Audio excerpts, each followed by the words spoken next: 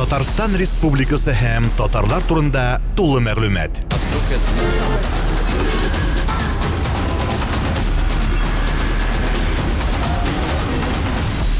Татар-информ мәгълүмат агентлыгы. Мин ике милләтне дә якын итәм. Минем әнием рус, украин милләтеннән, әтием татар милләтеннән. Мәктәптә безнең татар теле факультатив булды. Мин бик яраттым. Минем апаларым аны сайламадылар. Мин татар телен яраттым. Минем бөтен иптәш кызларым татарлар булгач, минем әдәбиятны татар телен өйрәнәсе килде. Шуннан бирле мин җырлый башладым татарча, татар халык җырларын. Минем әти Тальянда уйный иде, ул бөтен татар халык җырларын, авыл кие, сыңыннан Ай былбылымнарны, Сара Садыкованың беренче мәхәббәтләрен, менә шул җырларны мин әтиемнән ишетеп, татар телен ярата башладым. Шуннан бирле мин җырлый башладым. 2004 елда мин Казанга килдем, Миңгол Галиевның вокал мәктәбенә, Татар дәүләт педагогик университетына укырга керәм.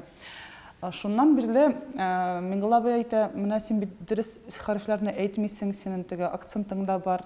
Мин яңадан өйрәнә башладым, теге ниләрне, мәнәҗәтләр әйтә башладым. Габдулла Тукайның мәнәҗәтен ул миңа әйтә, менә q хәрефен менә q дип әйтергә кирәк, ң хәрефен ң дип әйтергә кирәк. Чөнки безнең диалект бик выделялся дип әйтүем.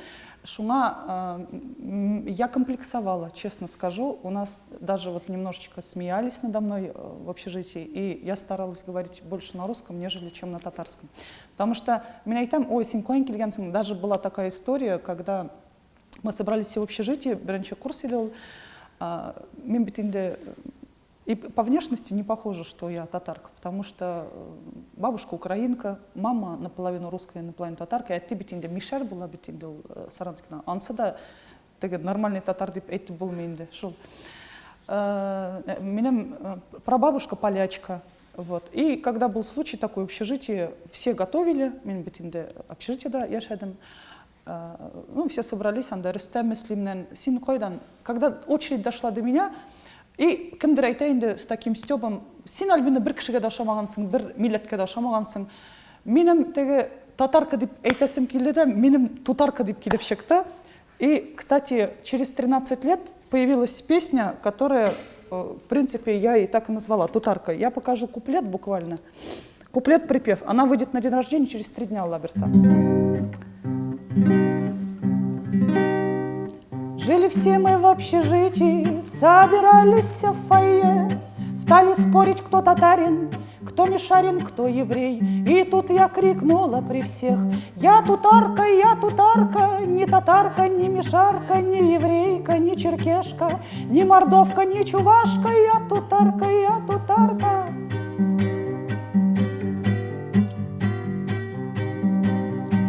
Есть любимые слова: тударак и сюдарак, тударага унгарак, сюдарага сулгарак. Это я вас уверяю, как татарка буларак. Я татарка, тударак, сюдарак. Это я вас уверяю, как татарка буларак. Силәшәм мин силәшәм, урысча, татарча. Икесен бергә кушкач, була ул мишәрләрчә. Син улым илән, милләткә карамыйча. Урысы да бик әйбәт, главный татарча белсен. Я татарка, тударак, сюдарак. Это я вас уверяю, как татарка буларак. Вот так вот. Рахмет. Это такая песня Стёб, такое издевательство немножко над собой, вот, ради смеха, но это сущая правда. Вот. 13 лет я почему-то вот именно решила в этом году, она у меня летом за 5 минут родилась. Вот. То есть я встала, там несколько куплетов. То есть это о чем говорит? О том, что на самом деле много кровей намешано, но в любом случае побеждает кровь татарская. В конце я татарка.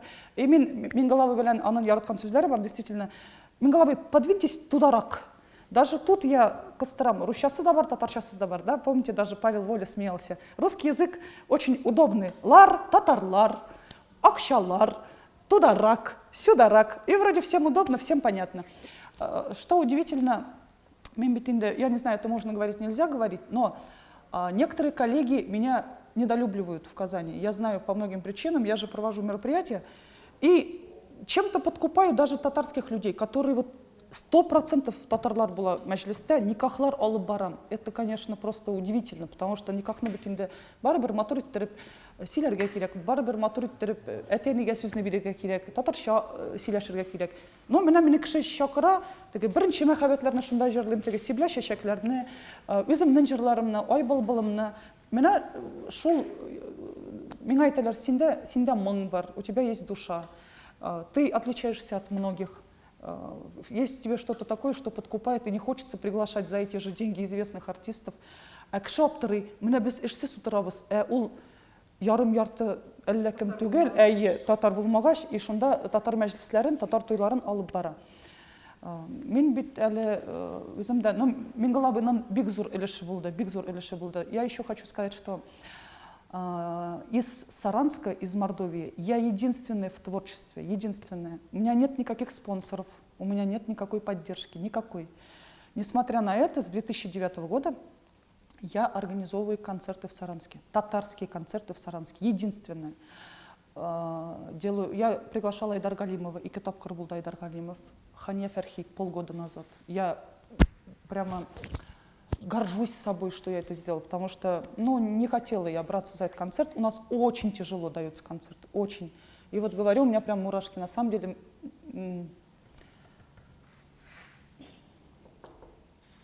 до сих пор благодарят меня за этот концерт.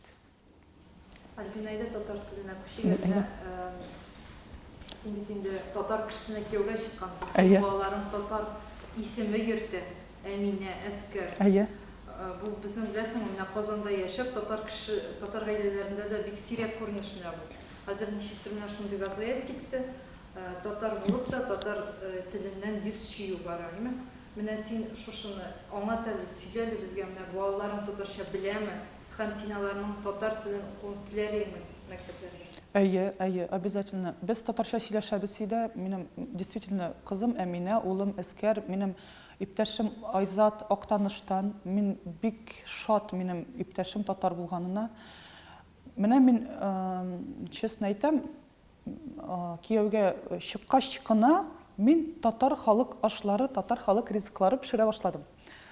Менә Мордовияда бездә эш-пишмак пешермәйделәр, шәкшәк пешермәйделәр, бәлеш дигән әйберне бөтенләй белмиләр. Кыстыбый, мин менә кыстыбыйлар ясый башладым. Менә ничектер минем кайнана, мин бер кайчанда кайнана димим, инде әни дип әйтәм. Ул мине ничектер матур иттереп менә шул әйберләрне өйрәтә башлады, мин аларны пешерә башладым. Мин татар телен, татар әдәбиятын яратам. Менә безнең собрание булды бит инде, бөтен мәктәпләрдә собрание булды. Нәрсә әйтәләр, менә, как вы думаете, вот какой язык? Конечно, татарский. О чем речь? Мин үзем әйтәм, я являюсь примером для своих детей, что можно, даже будучи не быть русской, не быть татаркой, и обязательно учить татарский язык. А почему нет? А кому он мешает? Он бит дополнительный фән, дополнительный тел була бит ул безнең өчен. Чөнки менә мин инглиз телен белмимен. Но мин бик шат, мин татар телен белгәнгә, мин бик шат, мин бик канәгать, Аллага шөкер. Татарча җырлыйм, татарча сөйләшәм. Пусть это бытовой язык, но мин сөйләшәм. Кирәккәндә мин даже иптәшем әйтәм, минем иртәгә интервью, миңа татарча сөйләшергә кирәк. Әйдә, минем белән 3 көн татарча сөйләш. Перестраиваюсь. Я не скрываю, я думаю на русском языке. Но когда мне нужно, и когда я понимаю, что мне надо думать на татарском, есть вещи, которые не скажешь на русском, так как на татарском. Такие вот фразы, слова, и действительно это ни с чем не сравнимый язык. Я горжусь и буду и своим детям объяснять то, что нужен этот язык. Я до сих пор благодарю своих родителей. Аллага шөкер, минем әтием өйдә сөйләшә. Минем әни беренче мәхәббәтне от начала до конца знает. Слава. Онут инде мине мәңгелеккә. От начала до конца. Ансын да белә. Это о чем говорит? Об ее уважении к моему папе. То, что, несмотря на то, что она христианка, несмотря на то, что она русская, она уважает своего мужа, и мало того, она хочет, чтобы ее дети знали Иначе она просто не отпустила бы меня в Казань. Я 18 лет приехала в Казань одна, у меня нет никакого родственника здесь вообще. И главный для меня родственник был, это Минглавы Белян, она Тармаш Ипташи, она Халяль Жифетте Фаньяба. Вот. Это люди, которые мне действительно помогли и которые дали мне многое. Потому что Минглавы меня Казахстаннарға шақырып, әлі Самараларға, қойдағына, ол біттен жерде, телевидениеда бір нәрсе бола, әйда Альбина, сен тұрмыш, сен қатнаш ғайладан, әйда мен сені көрсетем, сен менің эксперимент, хотя слово некрасивое, да, сен менің эксперимент, мені кіші көрсен, мені бетінде қатнаш ғайладан Альбина Кармышева Мордовиядан келген татарша жырлы нелер, менеджетлер әйтә, мені аны ол мені бітін жерде сөйлейді. Қазір де сөйлей ол аны. Мен аңа бик рәхмәтле, чөнки мені ол хәрефләр бойынша ничектер җөмләләр матур иттереп төзе, мені матур иттереп җырла, ул теге милизмнарны чыгара иде. Татар халык җырларында бит. Мен ничектер аңа элек теге карамый идем да ничектер. Хәзер бит инде эстраданы да тыңлаганда ул бит инде мы же под русскую, все равно под российскую нәрсә косим. Эстрадную жизнь, эстраду и так далее. А тут все-таки я очень рада, что он меня научил каким-то вот таким красивым песням татар халык җырлары, где вот, например, Көзге төнемин йоклый алмыйм, ит үрәнәдә җил җыламый, аш үлемнән куркусыннан ил җылый. Җил җыламый, аш үлемнән куркусыннан ил җылый. Менә ул җырларны мен бит анардан ул өйрәтте. Мен ул җырларны белмидем. Татар җырларын урамда да яңгыратасың икән. Менә Яндекста күптән түгел шундый видео пәйда булды. Һәм ул бишлектә торды бик озак. Бер син анда гомумән Татарстаннан булмаган егет белән җырлыйсың авыл көен. Менә ул турыда да әйтәде безгә. Ничегрәк башына килде менә бу идея. Ул беләсеңме, бер ел элек минем 5 ноябрь көнне бер ресторанда булды иҗади кичә. Мәйтәм, Мингалабыга узган ел 75 яшь тулды. Мин мәйтәм, Мингалабыга сюрприз ясыйм дип, ул бит инде эксперимент. Мин аны теге президиумга утыртып, теге үзем турында оныттым бөтенләй, кеше җыелды, бик күп кеше җыелды. Эш дәрес эчендә мин аны өйрәттем шул авыл кен. Бездә бик таллар бар ала, тау астында таллар бар. Әйе, шул җегетне. Мәйтәм. Ул француз. Әйе, француз, әйе. Аны теге бөтенесе негр дип, афроамериканец дип, на самом деле он француз. И ул җырны эксперимент дип, Мингалабы ул бит инде Кытайлар белән дә эшли, французлар белән, бөтенесе белән эшли. Но аның андый җегет әле булмады. Шуңа мин мәйтәм, без бөтенебез бастык та, мәйтәм, Мингалабы, сезгә хәзер сюрприз булачак, сезнең юбилейгызга. Я как-то объединила свой день рождения и его юбилей. И мәйтәм, хәзер сезгә сюрприз булачак, без сезгә җырлыйбыз. Ул ноябрь аенда булды. Соңыннан апрель аенда мин төшерәм клип, теләкләрем сезгә дип атала. Анда аның кызы милли киемнән бии. Күрсәгез сез аны. Һәм ул үзе дә ул клипта катнаша, ул җегет. Шул көнне видеооператор төшергән вакытта нидер сцена. Мәйтәм, әйдә адам татарча җырлый әле. Просто мин аны историягә төшердем. Соңыннан миңа яза башладылар. О, как классно, как здорово. Без аны белән төшердек. 15-17 секунд анда булды. Аны икенче көнгә мин үз битемә чыгарам, страница ВКонтакте. Ул соңыннан миңа иптәшем 2 көннән соң ссылка җибәрә. Слушай, я открыл Яндекс. Син анда 5-нче урында, 4-нче урында торасың среди пятерки новостей. И за 2 дня, что ли, 70 000 просмотр булды. Вот шел. И во всех новостях, во всех газетах, журналах, порталах, где можно было, везде написали об этом. На самом деле, минем өчен теге әллә нәрсә түгел, мин аны бит инде просто Мингалабы өчен кичкенә генә теге сюрприз булсын дип ясадым. Ә монда инде просто вакыт уздырыр өчен без аны белән ул җырны яздырдык. Буквально әйе. Әйе, и я не ожидала, что будет такой ажиотаж. Мында әллә нәрсәләр эшлисең, и вроде как-то незамечено. Мында вроде 17 секундлык әйбер, и әйе, күтәрелде ул до таких уровней. Альбина, син үзең дә көйләр язасың бугай, менә татар шигырьләренә иҗат иткән берәр көйне безгә уйнап күрсәтсәң бүген. Үземнекенме? Үземнекенме? Син гомумән ничә көй иҗат иттең гомереңдә дип, татар шигырьләренә язылган ничә көйең бар? Татар шигырьләренә менә минем шул теләкләрем сезгә үземнеке. Әйе, үземнеке. Аның сүзләре Гөлфия Шакирова язды, музыкасы минеке. Нәрсә, менә шул тутарка. Но аның сүзләре дә кие дә минеке. Әйе, үземнеке, әйе. Сыңнан 8 март күргәнегез булса, там тоже на разных языках мира шуточная песня, она тоже набрала огромное количество просмотров. Вот, тоже такая интересная песня. Благодаря ей, наверное, я где-то и стала узнаваемой. Сейчас же артисты же... Раньше популярному артисту хватало в год 2-3 песни написать. Многие, вот, начиная, наверное, с прошлого года, о моем творчестве узнали только через интернет. О, надо же, меня, оказывается, Котнаш гаиләдән дә менә Альбина Кармышева фамилиясы да бит инде татарныкы түгел. Я специально оставила свою фамилию, не меняла на фамилию мужа, хотя он Басыров, чтобы показать свою принадлежность и не обижать своих земляков, потому что у нас в Мордовии очень много Кармышевых, это настоящая татарская фамилия, так же как Абдюшевы, Кармышевы, Баймашкины и так далее. Просто это, свои такие фамилии, специфические, мордовские. Я оставила свою фамилию, пусть и ВКонтакте у меня двойная фамилия, но у меня своя фамилия, я показываю принадлежность и не скрываю, несмотря на то, что я приехала. Но я не могла там остаться, не потому что это Мордовия. Пыталась я где-то в ансамбле петь, но я понимала, что то, что мне нужно, они мне не смогут дать.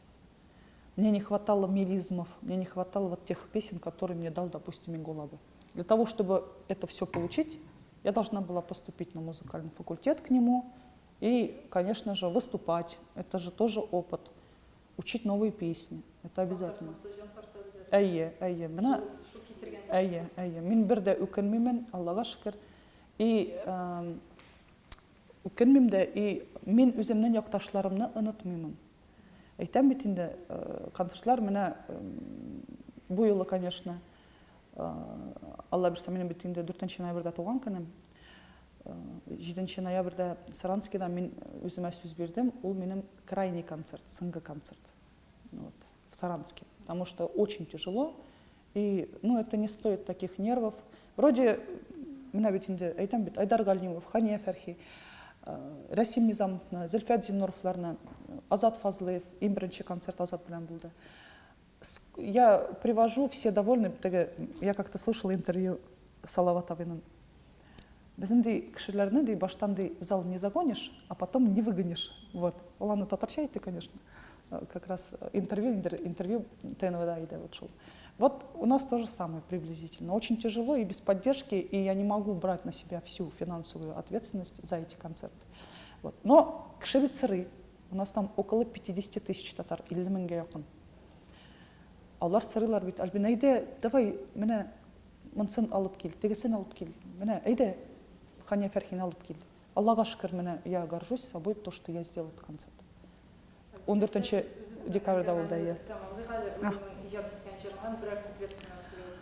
Син беләсеңме, наверное, я не буду свою петь. Тутарканы җырладым. Әйдә, үзегез бәлки сайларсыз. Можно нәрсәне татар халык җырын сибеләчәк. Беренче мәхәббәт. Хәтердә улатыныш айлы кичләр. Хәтердә бырмалы суюлар. Оныталамай, 1 саф мәхәббәт, оныталамай, 1 саф мәхәббәт. Оныталамай, 1 саф мәхәббәт, оныталамай, 1 саф мәхәббәт. Оныталамай, 1 саф мәхәббәт, оныталамай, 1 саф мәхәббәт.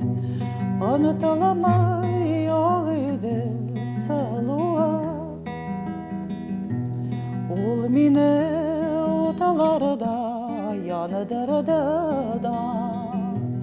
Тилмертте ayrılık azaba. Niye sana şeşekte yaş ömrüne kavuşup olamadı azağa. Niye sana şeşekte yaş ömrüne kavuşup olamadı azağa. Татарстан Республикасы һәм татарлар турында тулы мәгълүмат.